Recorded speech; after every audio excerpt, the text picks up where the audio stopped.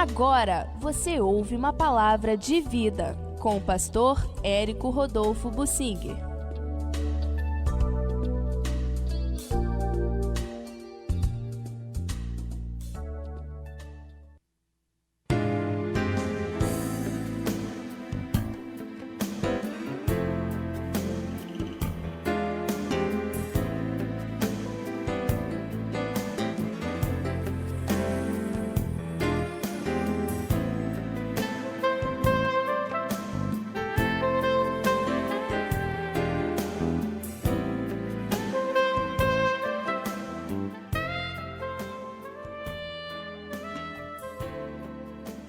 Motivos que levaram Deus a enviar o cativeiro para o seu povo. Muitos servos de Deus, profetas e fiéis, perguntavam a Deus em oração: Senhor, por que o Senhor está mandando cativeiro para nós que somos o teu povo e outros povos que são idólatras, que são violentos e muito pecadores, o Senhor não manda o cativeiro para eles? A resposta de Deus era sempre essa: eu estou mandando cativeiro para vocês por causa do que vocês estão fazendo, para purificar vocês. Mas os outros, vai chegar a vez deles, não tenham dúvida nenhuma. Bem, no capítulo 17 de 2 Reis, nós temos um pouquinho dessa história do cativeiro, e Deus é muito interessante e fez um retrospecto de todos os pecados que eles cometeram. Já desde a saída do Egito, temeram outros deuses, andaram nos estatutos das nações que o Senhor já tinha lançado fora diante deles, fizeram contra o Senhor que não era reto. Estou lendo aqui 2 Reis 17, 9. Edificaram altos em todas as suas cidades, ou seja, o que Deus não tinha ordenado era para oferecerem sacrifícios num altar só, mas eles fizeram altares diferentes, com rituais diferentes nos altos, o que não agradava a Deus. Levantaram colunas e postes ídolos em todos os altos e outeiros, queimaram ali incenso a outros deuses, como as nações que Deus tinha lançado fora, e cometeram ações perversas para provocarem Deus a ira. Serviram os ídolos, e o Senhor advertiu a Israel e a Judá por intermédio dos seus profetas, dizendo: arrependei-vos, voltai-vos. Mas eles não deram ouvidos, antes se tornaram obstinados. Rejeitaram os estatutos e aliança com Deus, desprezaram os mandamentos do Senhor, adoraram todo o exército do céu, astrologia, e serviram a Baal, e também queimaram seus filhos como sacrifício aos ídolos, se deram à prática de adivinhações. Hoje o meio evangélico está cheio de revelações de adivinhação, espírito de adivinhação.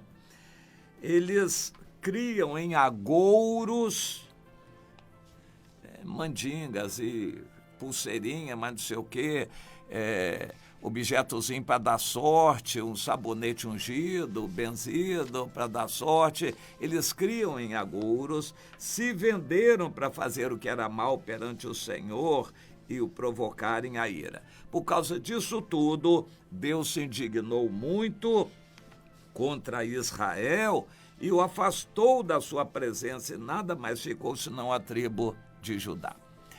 Israel, reino do norte, teve muitos avisos da parte de Deus, mas eles continuaram se afastando, até que Deus os entregou ao cativeiro, de onde não há notícia de que voltaram mais.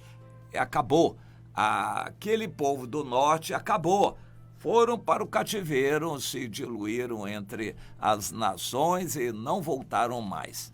Porém, o texto continua com Judá, que se enveredou pelo mesmo caminho também, abandonando os mandamentos do Senhor, andaram nos costumes que Israel introduziu, e o Senhor acabou rejeitando toda a descendência de Israel, inclusive Judá, e os expulsou da sua presença. E dessa forma, então, Deus tirou o seu povo todo da sua terra. Primeiro Israel, e Samaria caiu no ano 722 a.C., foi o final, e Deus continuou tratando com Judá naqueles períodos críticos dos últimos profetas, mas Judá também não obedeceu a Deus e o Senhor mandou Judá também para o cativeiro.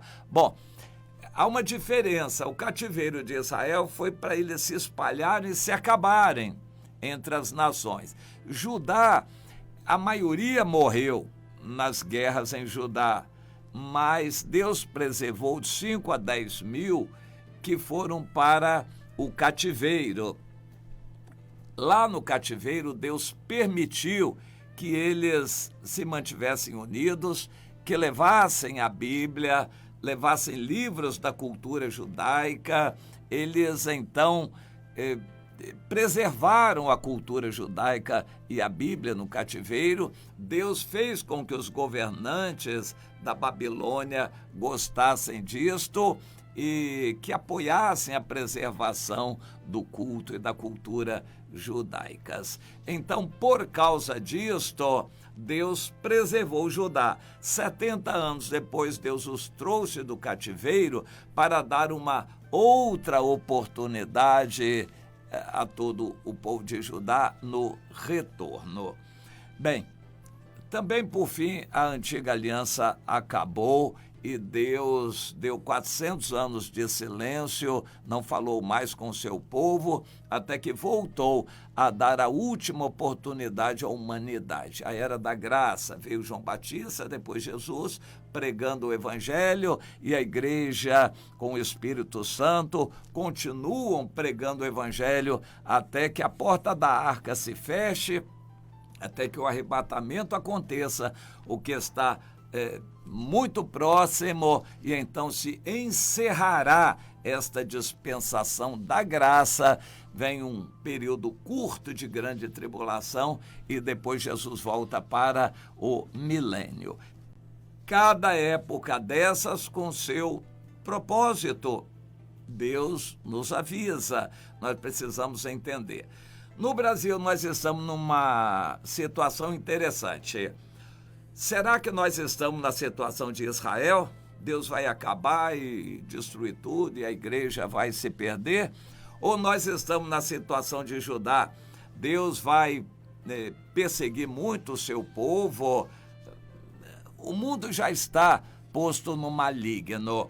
O espírito do anticristo já domina o mundo. O globalismo é o espírito do anticristo.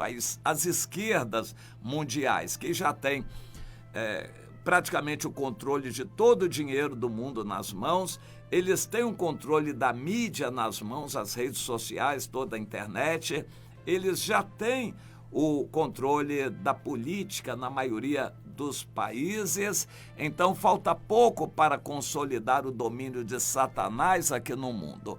O Senhor quer consolidar os últimos pedaços da igreja para arrebatá-la. Deus vai tirar a igreja no arrebatamento para largar o mundo todo nas mãos de Satanás e do seu preposto aqui, o anticristo. É bom a gente lembrar que Satanás é um espírito.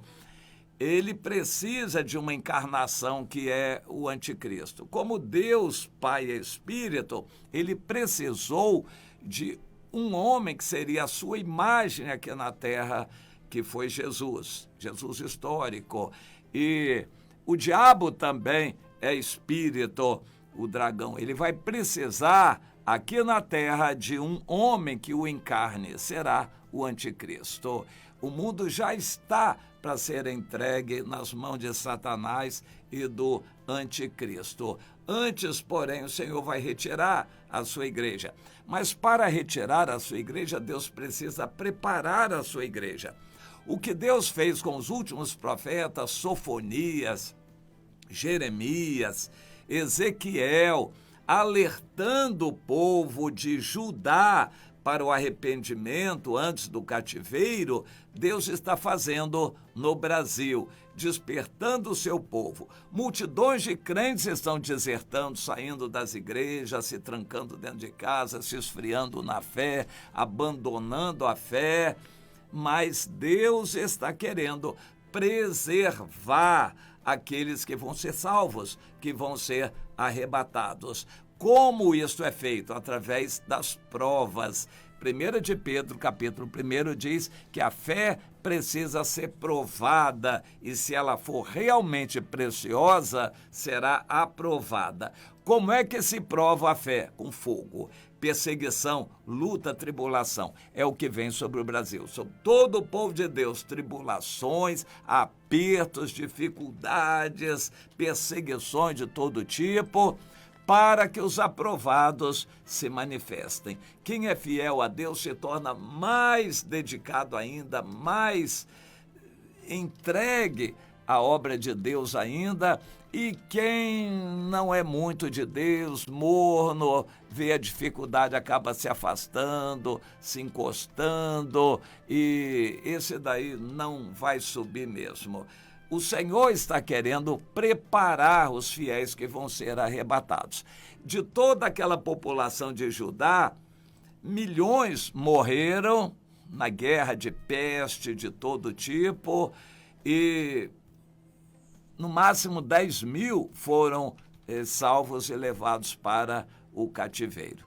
Então, a proporção é enorme. A multidão foi morta e um pouquinho foi preservado. O arrebatamento da igreja vem aí. Será que a proporção vai ser a mesma? Quando perguntaram a Jesus, serão muitos os que vão ser salvos? Ele disse, olha, há uma porta larga e fácil que facilita a todos caminharem. Há uma porta estreita, apertada, o caminho difícil, pedregoso. O que vocês acham? São muitos que vão seguir este caminho? Pois é, o Brasil vai experimentar dias tremendos, significativos, muito aperto para o povo de Deus para ver quem são os poucos que vão permanecer fiéis e vão ser salvos no arrebatamento.